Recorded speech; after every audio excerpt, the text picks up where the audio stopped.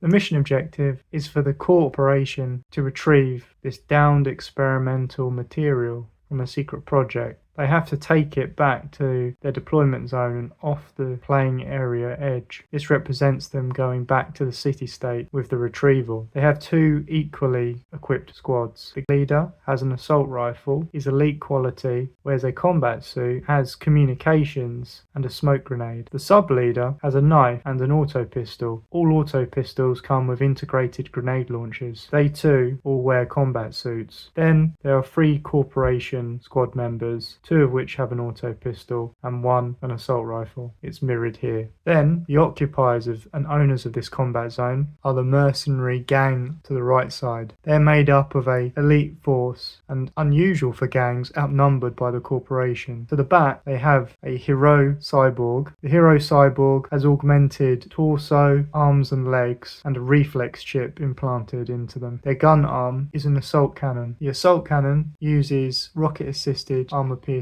25mm ammunition. Then the gang leader in a flak jacket has a Mark 40 assault rifle, which is an assault rifle with its own integrated grenade launcher. The other gang members are another flak jacket wearing ganger with a machine pistol, ganger with a heavy pistol and combat suit, and another combat suit wearing ganger with an assault rifle, and finally a flak jacket wearing ganger with a flamethrower. The entire gang are all elite, whereas the corporations, only the leaders are elite, while the sub-leader and regular gang members are veteran in quality. First, I'm going to roll for initiative. So to calculate it, it's as follows. So for each group, you have 1d6 to create your initiative, and then it's +2 to that number for each leader that's in coherency. When there's communications in play, there's no coherency distance. It's for the entire area of play. So because there's 2 leaders, that's a +4. Then for each sub-leader, it's a +1. So that brings us up to +6 onto the 2d6 roll. I've rolled an 11 plus 6, which is 17. Then for the gang's initiative, you have 1d8 for a hero, 1d6 for the gang group, and then +2 for the gang leader. So we have 5, 6, 7, 8, and 9 for the gang leader. 17 beats 9. The corporations get to move one of their squads first. The gang leader has 7 actions, whereas the rest of the squad have 6 actions because they are veteran rather than elite. And so we start the first turn. Because they're all wearing combat suits, it's -1 to their movement per action point. I'm going to start off by spending some of their action to do some movement. So they've gone down from 5 centimeters to 4 centimeters per action point. We're going to spend 4 action points, 5 for the leader. So we're going to move 16 centimeters for everyone else.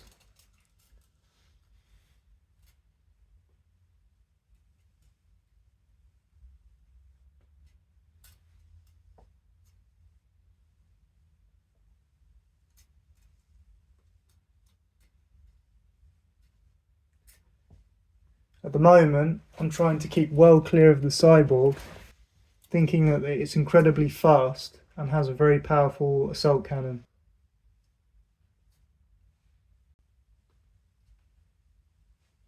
And then the leader here is going to move a further 4 centimeters,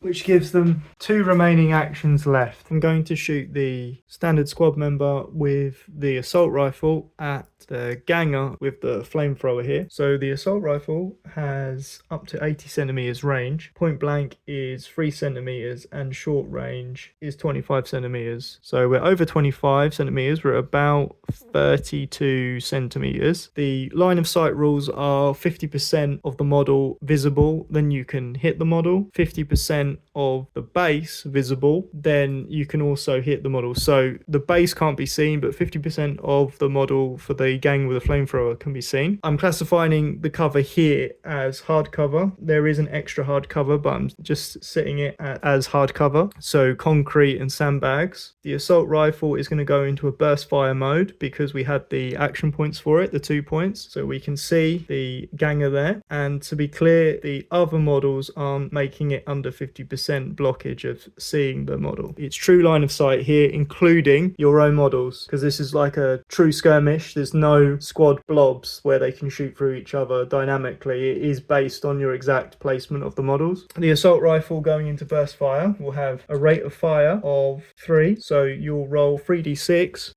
for the 3 individual attempts to hit. And the modifiers will be as follows. The quality of the corporate is veteran, so they get a +1 to hit. Now the base to hit roll is always a 6 in this game. It drops it down to 5. Long range, so note there's just point blank, short range and long range. Long range means you don't get any further bonuses to your rolls. Unlike other games, long range doesn't mean that you have negative applied to it. There is no such thing as a medium range. It just means you're shooting at the standard rate. So we need 5 or more to hit, and we have 3 shots because we're going on burst fire mode and firing on full auto. We have a 2, 3 and a 6, so we have 1 hit out of the 3. So now you look at the damage for the assault rifle, and an assault rifle does 3d6 damage, so we're back with our dice.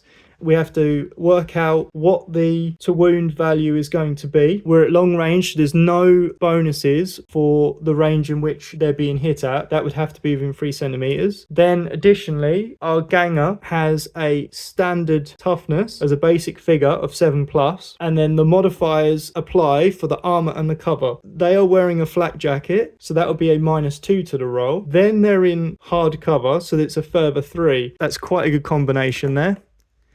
And we have 6, 9, 10, 11. So we're 1 short from reaching the target value. Now, that means that the ganger isn't killed. If we would have reached the target value of the 12, the ganger would have been killed outright, just wounded by the assault rifle. Isn't how this works. They're actually shot dead. So that's in the standard game. That's how it's played. The next thing to calculate is that they have in fact been hit by an assault rifle. So it's a high-powered weapon. Even though the modifiers had the wound value brought up to 12, we now need to check what it's done as far as a reaction is if it's a score 1 to 3 points less than the toughness of the ganger. So we actually had the armor and the cover as modifiers. So if you remember, the armor was doing a -2 to the roll, and the hard cover perfectly was doing a 3 there. So if I were to take those 2 dice away for easy calculation here, you'll see that we remain with a 6. The base toughness of the ganger was 7. So this is only 1 less than 7, it's 6. So that was actually an easy way to show the calculation. So in that case, we have actually created a reaction of a panic. So the ganger with flamethrower here is now panic. That's not the way you have to calculate it. It's just that it happened to be the dice rolls to show you. So the quickest way to work out whether we have the reaction if you fail to kill the target is as follows. You can just literally take the grand total when you counted it up. So in this case, it was 11. And you can just say to yourself, okay, 11 was only 1 less than the target of 12 that I needed to get to wound. If I would have also got a 10 or a 9 on my total score, then I would have also created the panic reaction. So you don't have to roll it all the way back to the base toughness. You can just do it based off the grand total when you've done all the modifiers plus and minus, which is quite handy. So I was just showing you the 2 ways of calculating. You can either roll back all the modifiers and then get back to the base toughness of 7, which is kind of the long way round, or the easiest way is to just say, well, that's your total, and then how close was that to the target number I needed, and was it within 3? If it was, then we create the panic. The next thing I'm going to do is check the range of the pistols. Now I might be completely out of range. Total range for an auto pistol of 60, so we are in range, but for the integrated grenade launcher we only have a maximum range of 20. So the front corporate squad can fire, remember, whereas the back 2, I would say that you can't see 50% of the model because of the front 3. We're left not being able to shoot. I have 2 remaining action points, so I might think to myself, I've got some more movement. I'm going to move 8 over here And that there was, if you can see, a 90-degree turn. So you get that for free. If it was more than 90 degrees, I would have had to have spent an action point to actually turn more sharply as you're going through your movement. As per real life, as you know, if you have to suddenly turn a corner when you're running, it slows you down if it's a sharp turn. So then we're also going to budge up here and just come up to 4. Now, I'm grouped together and I know that we've got a flamethrower here and we have other gangers that could possibly open fire on me. So I'm thinking, right, we've got most of the squad clustered up. One has done a 90-degree turn off just there and just gone up that way because they've decided to start flanking round now that they can't get a clear shot. This is the action phase. So my next thing to do is to shoot my gang leader, and I haven't got enough points to throw the smoke grenade, which I'd really like to do to cover me. So even though we've got the ganger with the flamethrower in panic, I'm still a bit worried about that weapon. But we're going to go for that burst fire, and we have more accuracy with the leader because they're of elite quality. Then we know we're at long range. We're going to shoot again at the ganger. This time it's the 3 dice, but because they're elite, they get a +2 quality modifier to the dice. So it drops from that standard 6 roll down to 4+. So we find that we have 2 hits this time, 1 miss. So we need 12 or more on 3d6. So we have 4, 5, 6, 7, 8. It's within 3, so 8. So we'll do the second shot. So there is a 2 and a 1 and a 1. Again, not got through the toughness and not produced a panic. So that is the actions over for the squad here. So squad 1. Now over to either the gang or the cyborg hero over here. So I get to choose now what I want to activate. So I think because of the situation, we have the whole squad that's done its actions over here, and it's got the flanker coming up here. And we know that the second squad is over here. I'm going to activate my cyborg hero. As a hero, have 8 action points, but they have cybernetic enhancements. The reflex chip that's implanted in the brain gives them an extra action point. So this brings them up to 9 action points. I think I'm going to start off with a move. The movement, because we have cybernetic legs, it will bypass the slowness from wearing the combat suit as their armor, and increase their standard movement from 5 centimeters to 6 centimeters per action point. So you can actually go up to 54 centimeters. We're going to do less than that. So I need to figure out how much movement I actually want to do. So I think all I really need to do is just get an angle of attack on the group and then just drop into burst fire with the assault cannon. So the assault cannon is a heavy weapon. It's going to cost me 3 action points to go into burst fire with that heavy weapon. That drops me down to 6 action points. 6 times 6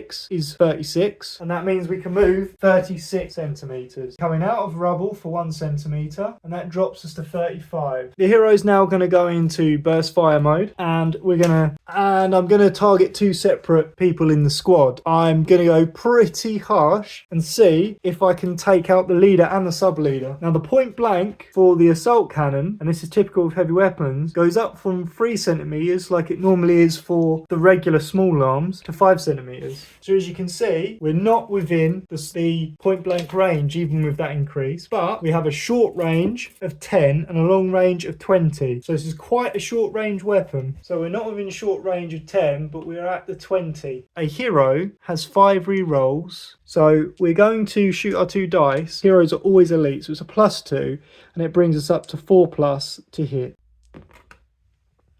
So they both hit. So I'm not going to have to re-roll those 2. We've hit 1 on the leader and 1 on the sub-leader. So first we're going to work out the damage on the leader. So they're wearing a combat suit at least, even if in the open. So they get a -3 for the toughness. They're going to need it. The damage roll that we get for the assault cannon is 4d8. I need a 10+ on 4d8. And as you can see, 5, 6, 7, 8, 9, 10. We have reached a score of 10. Because we've met the toughness, that means that the leader of this squad 2 is killed. Then we go to the sub leader. It's exactly the same target. I need 10 or more on 4d8.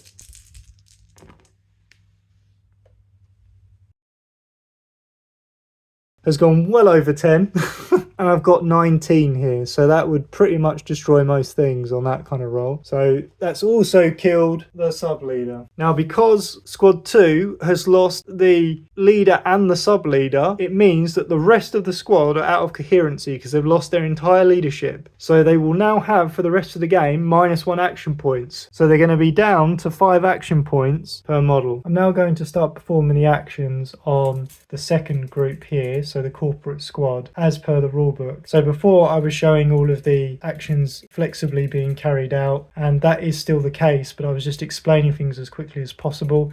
The only difference is you typically complete all of your actions per model before going on to the next. So it didn't really show much impact, but it was just a way of explaining everything quickly to begin with around the actions. We're going to think about how to deal with this cyborg here. We've lost our leader and sub leader, so the 2 auto pistol carrying squad members I think need to engage at real close range to try and get in at point blank with their shape charged grenades, because the assault rifle is going to be a bit touch and go against the cyborg, and I think we need to make a dash with our 2 units here from that squad and that squad to the objective as quickly as possible, because if things don't work out and we can't stop the cyborg, it's now getting very close, and as we can see, it can take out 2 at a time, and as it does that, we get weaker and weaker, and then we have the 5 mercenaries here that are soon going to be able to activate and start drawing in close to the second squad. With 4, so that would be 16 centimeters. I would definitely be within point blank. I can likely take 12 centimeter move and go for 3 actions and then be able to fire my weapon. So we go to here, the 3 actions, and now I'm in point blank. So we'll have the grenade launcher at point blank, so that will be +2 to hit. So normally we're on 6s by default. It's a veteran, so that brings it down to 5s, and then at point blank it's a +2 modifier. So we go down to 3 or more to hit.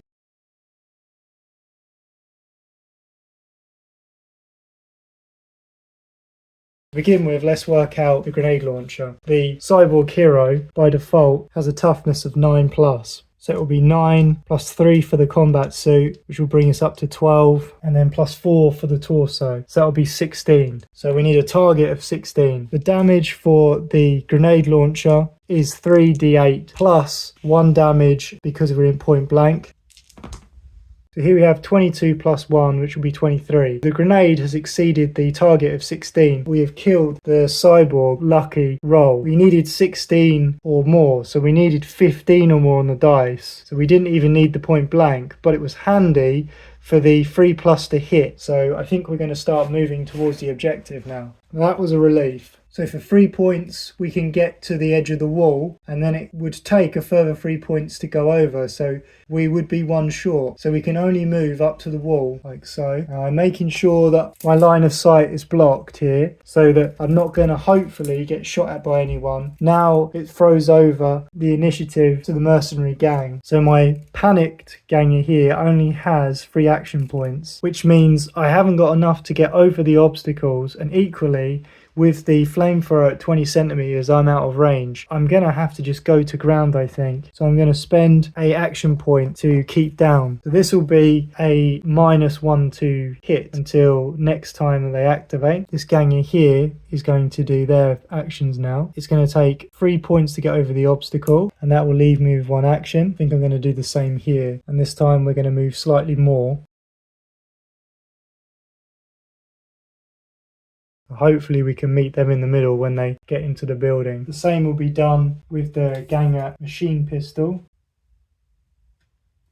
Now the gang leader, who has more actions, is going to leap over. So there'll be 3 actions. 2 actions is 5 for the movement, which will leave 2 points left to go into burst fire mode with the Mark 40 assault rifle on the corpo over there. The rate of fire will be 3d6. I'm going to be out of range of the grenade launcher at 20, but I'm in range with the assault rifle part of the guns. Now, this is a gang leader. They're elite quality to begin with. So normally, open terrain like that would be 6 to hit. Because they're elite, it drops it down with a +2 to hit. So that then becomes 4+. So we want 4 or more on these dice. 3 dice on the ganger there.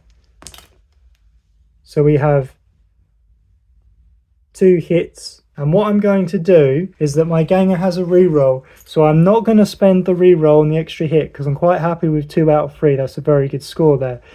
What I'm thinking of doing is using a reroll if I need to on one of the damage dice, because when you do a reroll, which the gang leader gets 1 reroll in the game, I can use that on one of the damage dice. So the assault rifle will generate the 3d6 damage as we've seen before. The target toughness is going to be 7, and then because they're wearing a combat suit, it's a -3. So it takes us to a target score of needing 10 or more on 3d6. For the first shot that hit, we'll see what we can get. We need 10 or more. So 6, 7, 8, 9. I'm going to go for a reroll because this is a critical point in the game and I get a 3. So I've now gone to 11. So I have met or exceeded the toughness of the ganger. So therefore, my gang leader has managed to shoot down the corpo that took out the hero cyborg. So I'm happy about that. Now we go back round to compulsory actions, which we have none. So no one's routing. We now need to do the reaction test for all the reactions we need, and we have a panic here, so we roll 2d6 and we're talking about a elite ganger, so that will be +2 to the results of the dice. Other modifiers aren't in play as there's no leader or sub leader in base contact. The entire group has not taken any damage, so we're not below half strength or the last remaining. So 2 dice and we consult the results table. So we have a score of a 5 here. Now you need 8+ to be okay, but unfortunately if you add 2 to 5 you get to 7. 7 to 5 is panic, so the panic remains in play, and this means that the unit is still reduced to 3 action points, a -1 to all of their hit rolls and -2 to attack rolls in close combat, and they may not initiate close combat, so they are now under the panic effect still. So next reaction phase they'll need to roll again to try to remove that. So now we need to flip it over to initiative. So we go back to our initiative. Now we've lost our hero from this side, so we're now down to 1d6 for the group, and we +2 for the having the leader who's still alive. And then over here we have 2 groups. We've lost a leader and a sub leader, but we have a leader and a sub leader in one of the groups, so the corporations win the initiative again and they can choose a group to go first. I'm going to choose the larger squad to go first because I think that I can get more done with it and I can actually block off this line of fire here so that it's a risk to come round and sweep in and attack them. To begin with, I'm going to set opportunity fire the leader here with the assault rifle, and they're going to sit right where they need to. I'll spend 2 action points to burst fire, and then the opportunity fire will cut in. So the burst fire will fire at the ganger who's kept down. So we have 3 dice.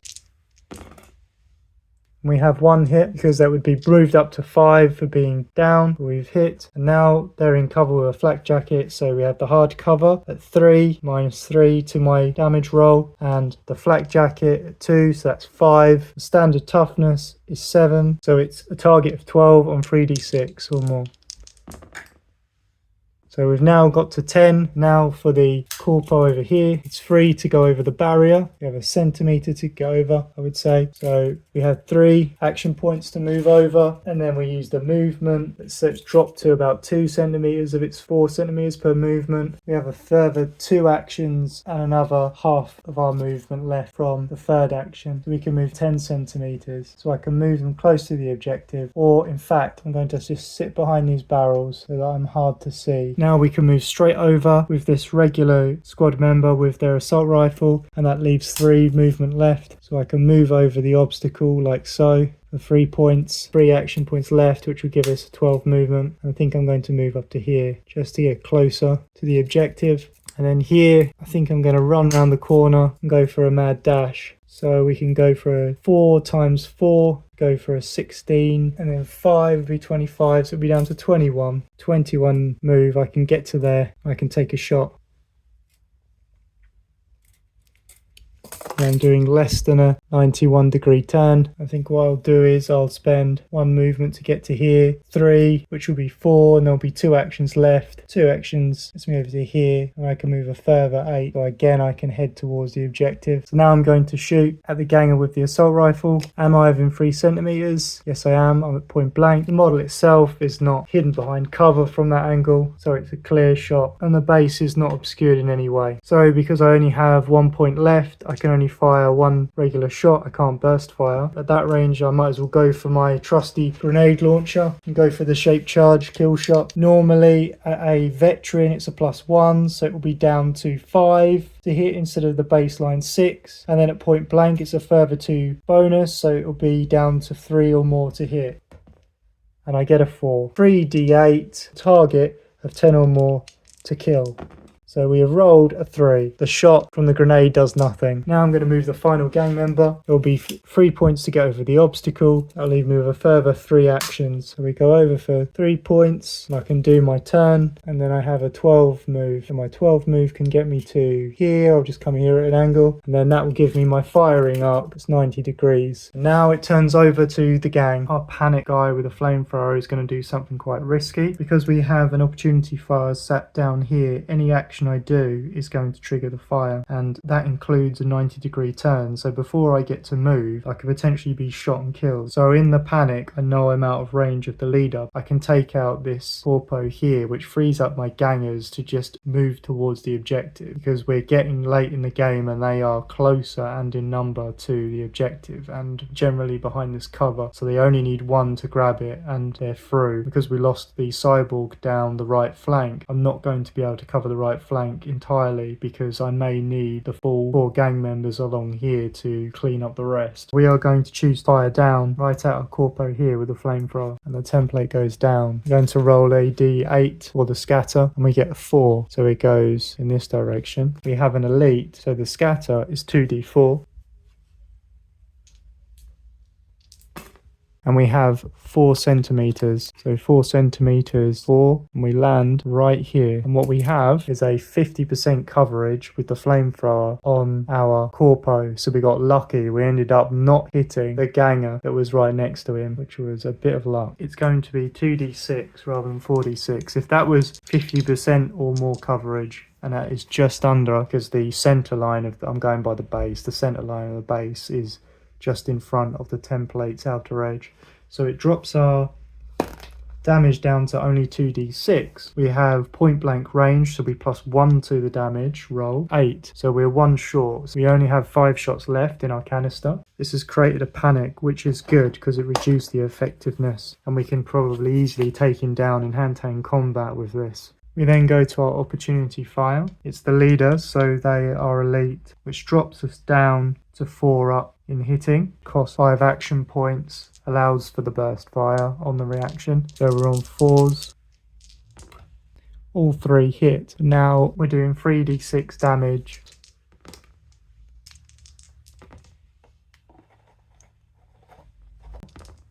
We now move over to the other gang members. First of all, I'm going to initiate an assault. We have to move into contact, so that costs 1 action point. We have a further 5 action points left, and that means I can initiate close combat up to 5 times. 2 dice for a standard figure, so the corpo in green dice gets 2 dice. The ganger that initiated the combat gets 2 for being standard, and then +1 for being the figure that initiated the combat, go up to 3 dice. And then the quality for the corporate is +1 for being a veteran, and +2 for the ganger for being an elite. So it will be +1 to that dice roll and +2 for this dice roll. So we have 5 here, and then +1 will be 6. And then for the ganger, we have 12, 13. 13 beats the 6. We panicked the corpo with the flamethrower attack. You have a further -2 to attack in hand-to-hand combat and a -1 to attack in range. So it actually goes down from 6 down to 4. So we drastically won combat there on the roll-off. We are on a target score of 10 or more on 2d6. And then that there is 11. So we have killed the corporate. So now I've killed them in hand-to-hand combat, I'm actually freed up to use my other actions because I still have another further 4 action points to spend. So in this case, I'm actually going to use the 3 action points to get over the obstacle, and then a further action point with a 4 centimeter move because they're also wearing a combat suit to get further into the building. I'm now going to activate the rest of the gangers. We're over the wall.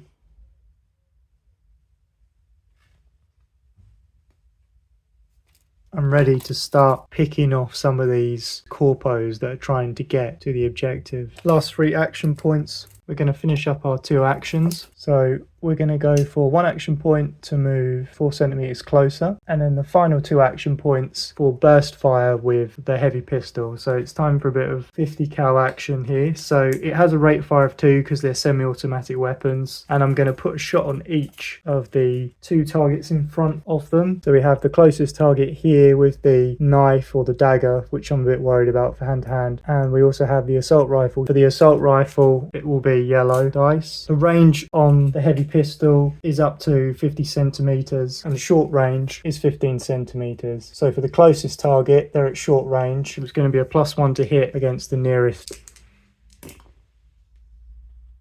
So the nearest hits, the damage for it is going to be 2d8. And we have a 6 and a 5. So we have 11, and their base is 7. Then for the combat suit, we have a score of 11 here, so that equal or exceeds the toughness check. So we've killed this corpo. Final 2 miniatures for activation. We're going to climb over here for 3, and that leaves us with 4 actions because we're elite. So we're wearing a flak jacket. For 2, we can move up to 10 centimeters. I think I'm going to go for an ambush. We'll turn slightly for 3, and we'll move behind the barrels here, waiting for someone to go and pick up the objective, I think. Over 50% of the model is covered from all angles there at the moment. No one's looking to be able to return fire. We'll do a turn.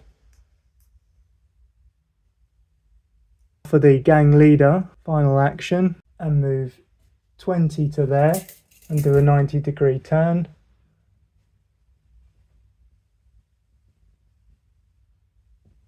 So we'll go straight through the doorway to here, and then we have 2 action points left, and we can fire our assault rifle and go for the nearest to the objective, and we're going to go for burst fire.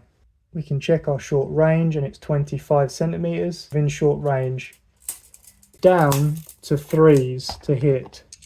So 3s to hit. And that's 2.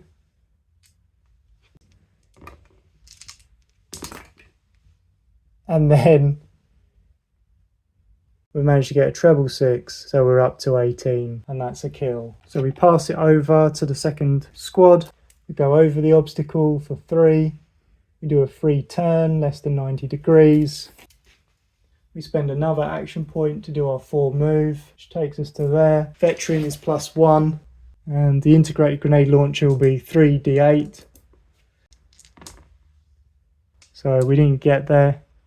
Panic on the leader. So that's that activation done. Second corpo comes over the barrier. We can move him slightly out of the way. We'll move 4 to here, and we'll take our assault rifle on the other assault rifle shooter. So we're within short range because we're within the 25 centimeters. Burst fire, 4s to hit, nothing. So over to turn 3, and we need to do our reaction tests. So we have a reaction test here, we're going with a flamethrower. So we're going to roll 2d6. 2 for elite, which means that they've removed the panic, but for this turn they'll only have 3 action points. So you place the marker down facing to remind that there's only 3 action points, but the panic is removed from the flamethrower. Gang leader over there, it will be +2 for elite and a further 2 for being a group leader. They're going to be up to a +4 on their dice, and they're going to roll 2d6 again to see what happens with the panic. And they've passed. So that panic is removed, but again, there are only 3 points for their actions this turn. So now for the initiative, we've got 1 squad out of coherency for the corporates. So the D6 goes down to D4, plus another squad that still has their leader. So they're within coherency, and they have a D6. And that will be +2 for them having their leader still. And then for the gangs, it will be a D6 and +2 for them having their leader. So orange dice will be for the gangers. Yet again, the corporates win initiative.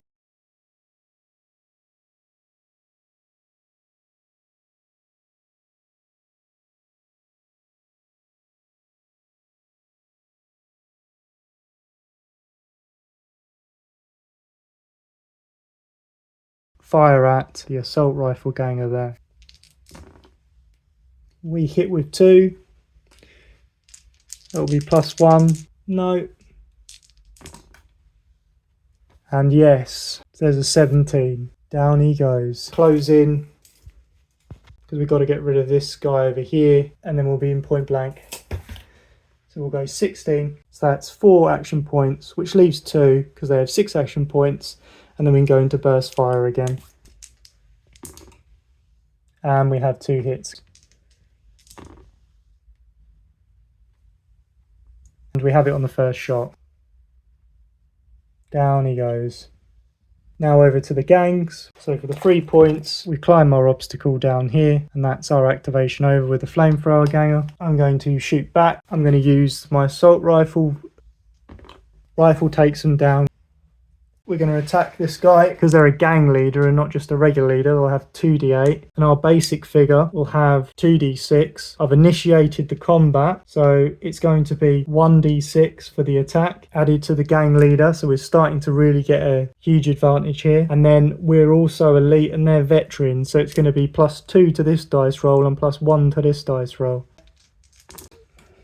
So we clearly win that combat. Because we're a gang leader, the hand-to-hand combat is going to be 2d8 damage. We're just incredibly good at close combat for being a gang leader. We have 9, so we're sitting just under the kill amount. Unlike the shooting with panicking, because we are within 1 or 2 points of the target to kill them, it goes from a panic to an automatic rout.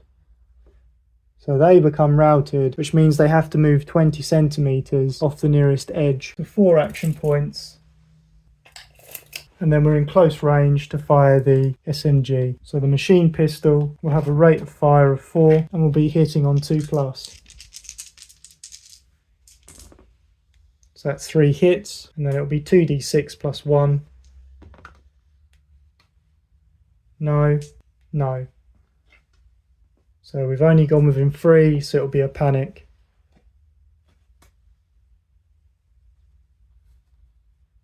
Over to turn 4.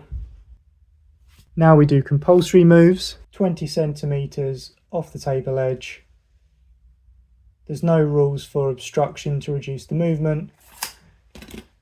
And away they go, and they've fled the combat zone.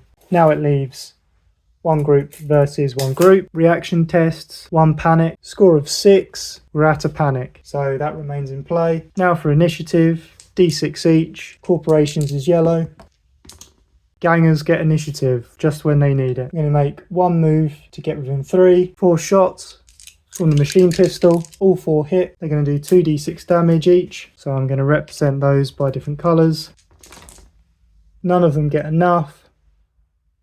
Although we have a panic, which they've already got. So it's doing nothing. It's just persisting. We're going to do a 90-degree turn. And then we're going to move 6 times 5 is 30. So we're going to move 30 centimeters and then do another turn. Hopefully blocking the exit in case someone comes out. You have the gang leader. And we're going to move 10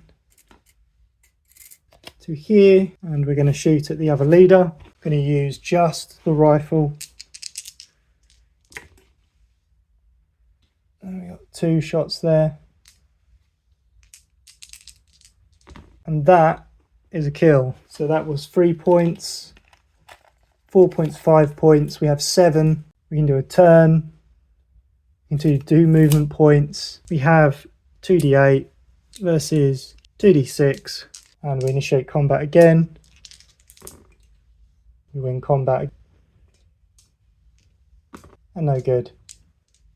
And because I'd have to pull out of combat, but it'd still be 3 versus 1, the final corporate's going to give up and be captured. So the gang wins. They stop the corporations, taking the classified fragment of material away. It remains in the combat zone. The gangs can now sell it on the open market. Hope that helped explain the game. I've mixed a tutorial with a bit of a battle report just to show the ebb and flow. Unfortunately, I didn't get to fire off the smoke grenades, which would have been quite interesting to see, but it's a similar rule to the flamethrower, except for the template itself is the slightly smaller template, and it completely blocks line of sight, drifts or dissipates as the turns go on. Also, additionally, going through it counts as difficult terrain, so it really is quite a useful strategic tool. But with the way the game flowed, there was never really a great opportunity to use it, and you can only throw these up to 15 centimeters from the figure that's throwing them, and they do deviate a bit like what the flamethrower was doing. Hope that helped and made sense. It's just a little taster for the game. I might have a follow-up battle report where I'm just playing the game if you have read the rules yourself. Thanks very much. See you all.